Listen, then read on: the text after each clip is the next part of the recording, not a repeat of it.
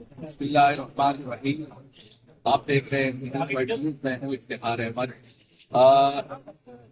Israel, America और Iran के दरमियान होने वाली लड़ाई की वजह से बेनकामी तौर पर तवानाई का बहरान आया हुआ है। इसके असरात पाकिस्तान में पड़ रहे हैं और पाकिस्तान इस वक्त सख्त इकदाम आने पर मजबूर है और लॉकडाउन की तरफ जा रहा है।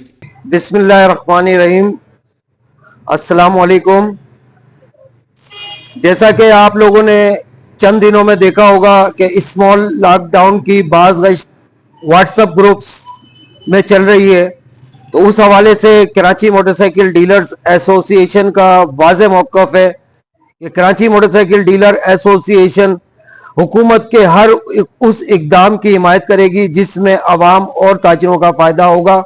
और मैं समझता हूँ कि एनर्जी क्राइसिस पूरी दुनिया में इस वक्त हो रहे हैं।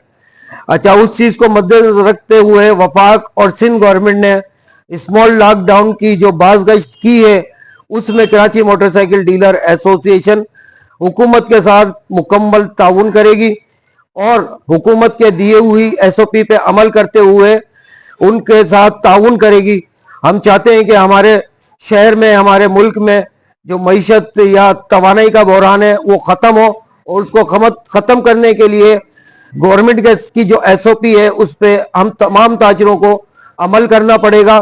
तभी हम जाकर इस जो क्राइसिस चल रहे हैं एनर्जी के, उन पे कंट्रोल कर सकते हैं। शुक्रिया।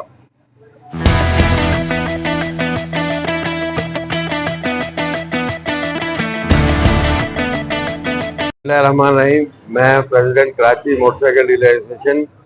इस वक्त जो पूरी दुनिया में और पाकिस्तान में जो एनर्जी क्राइसिस आए हुए हैं, उसको मद्देनजर रखते हुए जो हमारी गवर्नमेंट वफाक की जो लॉकडाउन की तरफ जाना चाह रही है, स्मार्ट लॉकडाउन लगाना चाह रही है, कराची मोटरसाइकिल डीलर एसोसिएशन मुकम्मल तौर पे गवर्नमेंट के साथ है और उनकी हमायत का ऐलान करती है।